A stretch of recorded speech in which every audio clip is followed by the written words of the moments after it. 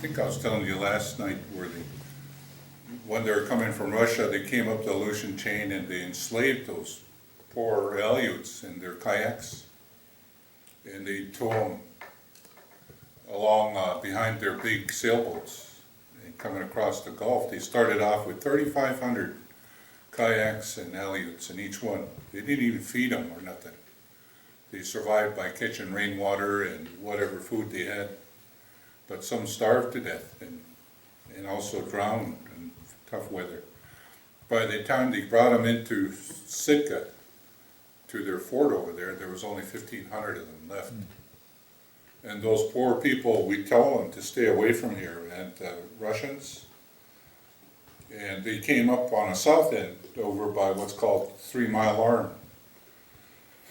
And the Kake people got together because it was the third time and said, we come back the third time, we're going to do battle with you. And they didn't pay attention because they were all going for sea otter. By that time too, they called them Bostonians, the western people from the United States were sailing up. And we got a better price from them for the sea otter, but the Russians, they were just taking it and enslaving the natives and the Aleuts. And the Kake people that Marvin was talking about, we got together and we just wiped them out. And we told a couple of their native slaves from Sitka, we said, go back, tell them never to come back around us anymore. That was a mistake. So they came and bombarded us with those old cannonballs. The Kake villages. So we've had contact with those people a long time, but it was over disputes because we knew our value of our resources. We're traders, trading with other people already, kind of synonymous. But I chose those because here the salmon is also dependent upon the moon and the seasons when it occurs. And the moon's always depicted with a lady of high standing. That's why I put the red in her lip. This ridge on the Tana symbolizes the backbone of our ancestors. That's how the Tana is translated. There's helmets, they're wearing helmets, you notice? They're holding the blanket, the wing is the blanket. And they're putting it over themselves and put on a helmet to signify they're either raven or the eagle. But the Tana is to symbolize the culture, the language, everything of us that has been passed on. When the Russians came, there was no rights given to our native people for the land, you know. And when the United States bought Alaska from Russia, they took over the same theory. Our natives didn't have no rights to our native country. No kidding, the longest war was between the whites and the Indians. It still exists today, yeah. Over there, kan du se grann. I know.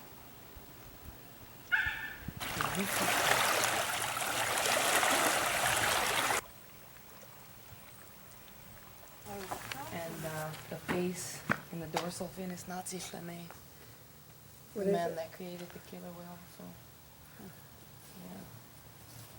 We put this up in the 90s. I really like the aged look, the weathered look. Russians came and come to this area. They even bombed Kake, you know, and each time it is over the harvest of sea otters, our natives were against them coming in that direction, taking the sea otters, you know. And that big sandy beach here is named after them, Kanak, you know. That's the name of the sea otter in Tlingit. So that's their grandfather's name too. And anyway, there used to be sea otters all over the place here, and our people survived with them, you know. And when the Russians came, they came in, she was taken by the hundreds, and the Aleuts came with them, you know. So the immigration of fighting was happening all the time, and it's just because this is our land, they don't want nobody to bother it, you know. And that's how the shelling and fighting started, you know.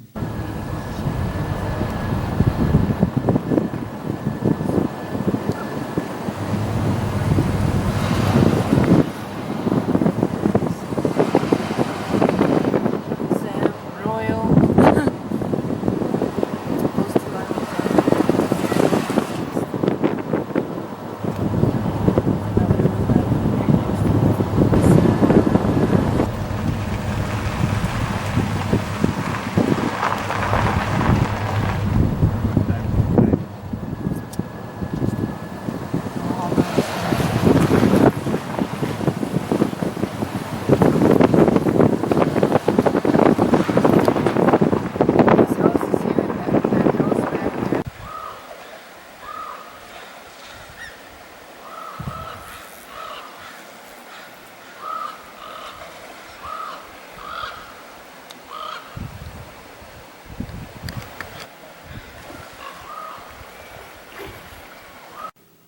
If we learn anything from the Bible or from our own values, is to seek peace, not domination, say you have to be like me, or else you're going to hell. We have no hell.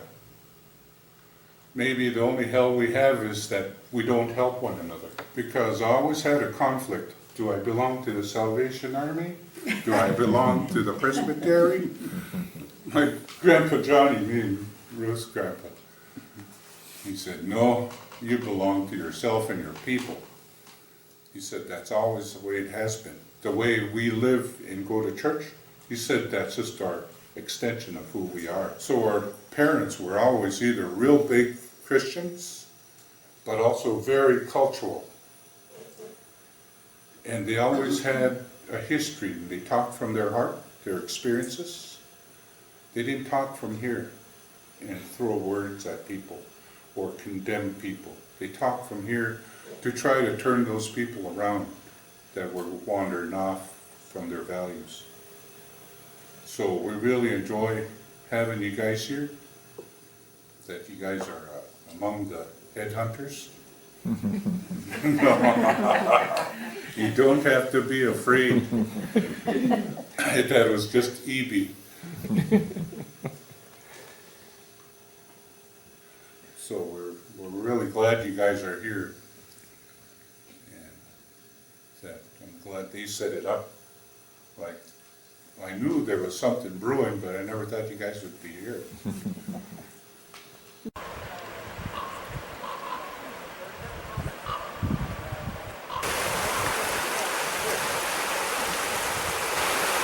a very big bear.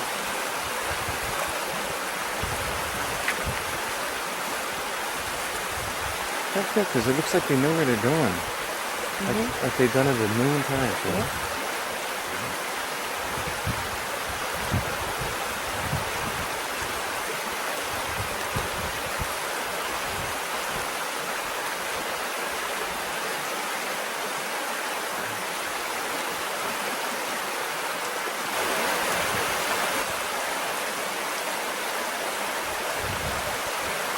When the smallpox and stuff came about, they fled. They didn't know what was going on. They fled from it, you know.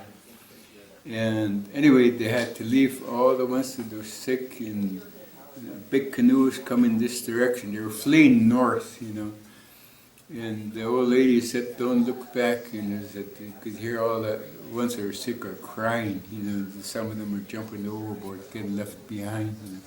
But as they were coming this direction, a seagull would land on the bow of that big canoe, you know. And anyway, it's like a compass. The seagull was guiding them. And as soon as the seagull leaves, they know they're made the wrong decision, so they correct themselves, and the seagull would come back again.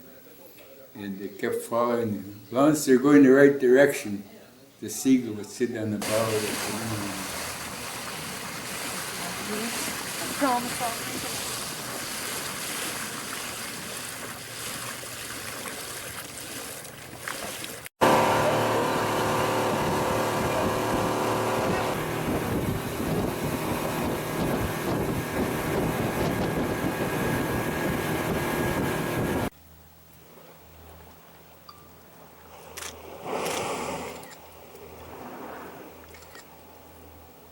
they bumped into one another.